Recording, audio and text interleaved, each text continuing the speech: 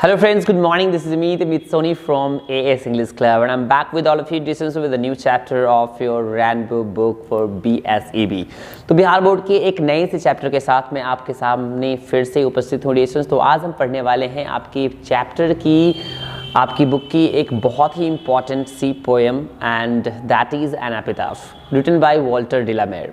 यानी वॉल्टर डिलामेयर के द्वारा लिखी गई एक बहुत ही इंपॉर्टेंट चैप्टर जो कि एन एपिटाफ है, उसके बारे में आज मैं लाइन बाय लाइन एक्सप्लेनेशन करूंगा। तो this is gonna be very very important for the examination that is upcoming in 2022 discussions. जो बिहार बोर्ड के एस्पायरेंट्स हैं जो इस बार एग्जाम देने वाले हैं उनके लिए बहुत ही इंपॉर्टेंट जो पोएट्री होने वाली है। एंड ये बहुत ही छोटी, आप यूँ कहें कि आपकी बुक की सबसे छोटी चैप्टर है बट बहुत ही इंपॉर्टेंट है। तो I hope you will pay attention to it. So let's go into the poetry.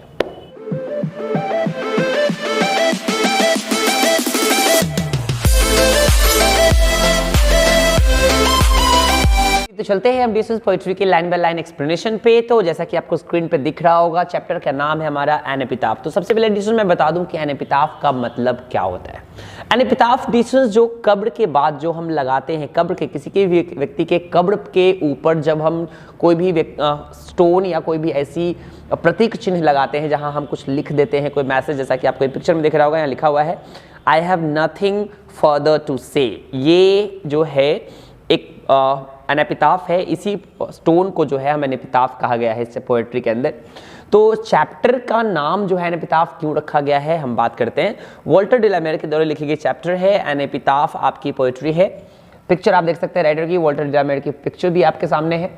तो राइटर ने एन एपिटाफ क्यों लिखा है, क्या कहना चाहते हैं एडिशंस ये पोएट्री के थ्रू राइटर। तो मैं आपको इंटेंशन बता दूं कि राइटर कहना चाहते हैं एडिशंस की इस पूरे पोएट्री का जो सैमरी है वो मैं यदि आपसे डिस्कस करूं तो उसके बारे में बताई गई है बात कि ब्यूटी जो है, खूबसूरती जो है, यानी शरीर जो है वो नष्ट हो जाती है, लाइफ जो है वो फिनिश हो जाती है। यानी आप चाहे जितने भी खूबसूरत हो, आपको आपके बाद आपके चेहरे या आपकी फिजिक की वजह से आपको याद नहीं किया जाएगा। यानी आप यदि लाइफ में मरने के बाद भी डिसीजंस जो है आप कुछ करना चाहते हैं तो अपनी ज़िंदगी में, अपनी लाइफ में आपको कुछ ऐसा करना पड़ेगा ताकि आपको आपके बाद भी लोग याद रख सकें, अपने दिलो दिमाग में आपको लोग जिंदा रख सकें। तो इसी को एक्सप्लेन करने के लिए राइटर ने बड़ी खूबसूरती से जो है राइटर ने बात करी है चैप्टर के अंदर। तो सबसे पहले हम राइटर के बारे में कुछ ब्रीफ इन्फॉर्मेशन लेंगे क्योंकि लाइन एक्सप्लेनेशन में आपको राइटर के बारे में भी हमेशा कुछ न कुछ लिखना होता है। So let's go to the brief information of the writer Walter de la Mare. तो अबाउट द ऑथर हम पढ़ेंगे। Born in the village of Carlton in the Kent England. In England के केंट नामक शहर के कार्लटन नामक जगह पे उनकी क्या हो गई, जन्म हुआ। Born in 1873 and died in 1956। यानी उनका जन्म जो है 1873 ईस्वी में हुआ एंड मृत्यु जो है वो 1956 में उनकी मानी जाती है।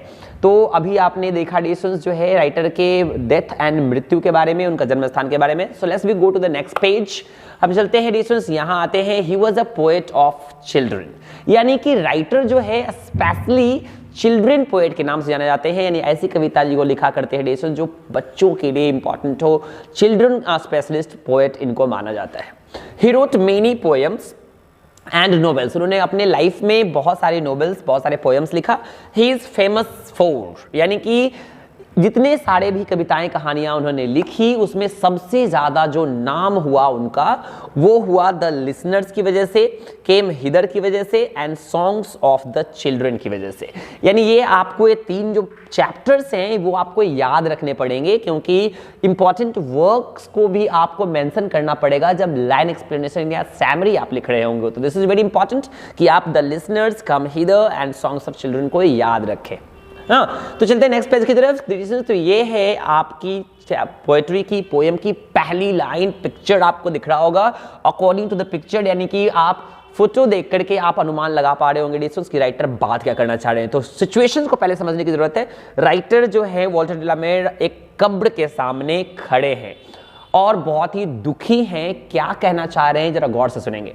कहते हैं कविता की पहली लाइन है, पोएम की पहली लाइन स्टार्ट होती है, कहा जाता है here lies most beautiful women. कहा जाता है एडिशंस की यदि किसी से दिल लग गई, आपको प्यार हुआ तो उससे खूबसूरत कुछ नहीं दिखता। एडिशंस कहा जाता है राइटर जो कह रहे हैं here lies most beautiful women, यानी राइटर कहते हैं कि यहाँ जो है दुनिया की सबसे खूबसूरत लेडी औरत जो है वो लेटी हुई है, यानी कि अपने कब्र में लेटी हुई है।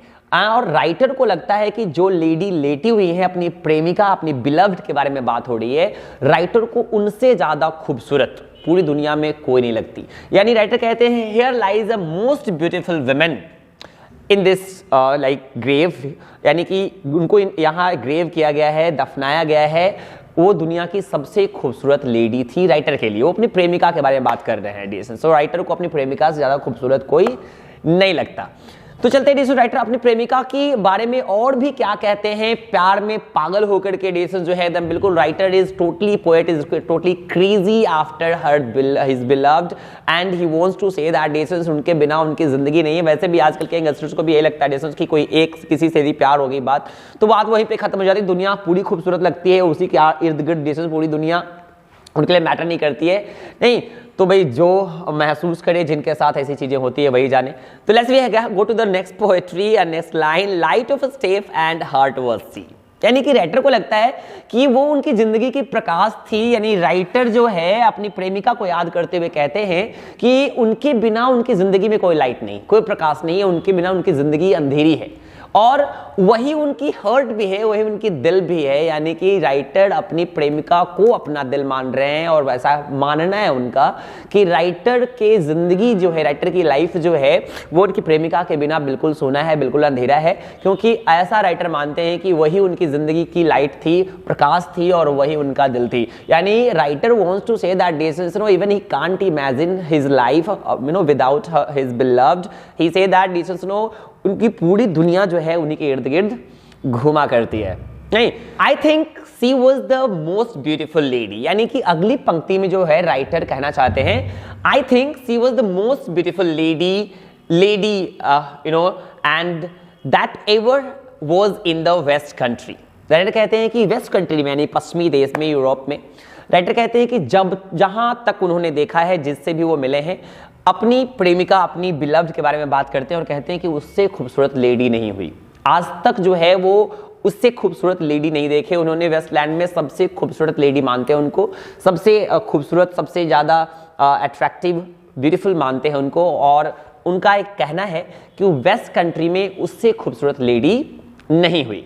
Let's we go to the next and the main की लाइन ऑफ द पोएट्री। यानी इसके बाद जो है राइटर जो है डिसन सो की लाइन के बारे में बात करते हैं। अभी तक जितने भी लाइंस आपने पढ़ा उसमें आपने महसूस किया कि राइटर ने अपनी प्रेमिका की खूबसूरती के बारे में बयान किया है, उनकी इंपॉर्टेंस अपने लाइफ में जो है उनकी महत्व के बारे में बात किया है। और ऐसा सबके साथ होता है डिसन, सभी अपने प्रेमिकाओं के बारे में, यानी होता ही ऐसा है कि यदि आपको किसी से प्यार हो जाती है, इश्क हो जाता है डिसन, तो उससे खूबसूरत या उससे बढ़िया कोई चीज़ नजर ही नहीं आती आपको।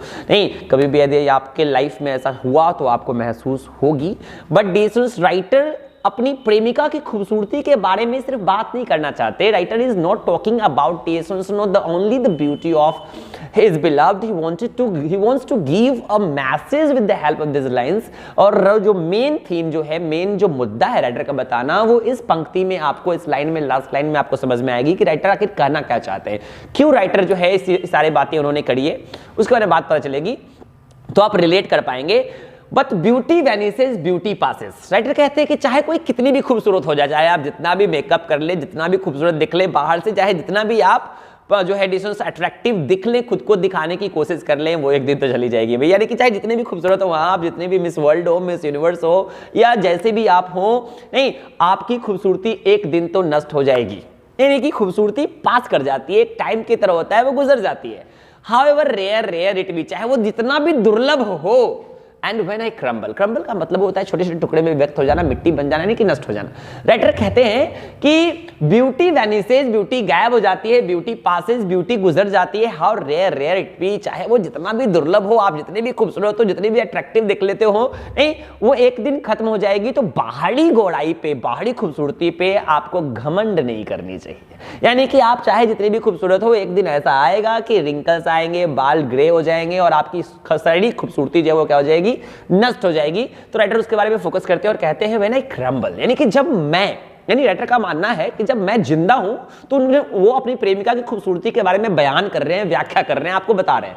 बट वो कहते हैं कि जब मैं मर जाऊं, मैं क्रम्बल हो जाऊं, मैं मिट्टी में मिल जाऊंगा, जब मेरी डेथ हो जाएगी, who will remember this lady of the west country, यानी इस वेस्ट कंट्री की उस लेडी को कौन याद करेगा। यानी राइटर के लिए वो सबसे खूबसूरत थी, उनके लिए वो सबसे खूबसूरत पूरा वेस्टलैंड की सबसे ब्यूटीफुल लेडी थी, और वो जिंदा हैं तो उनकी खूबसूरती की व्याख्या कर रहे हैं, बयान कर रहे हैं उनकी खूबसूरती को।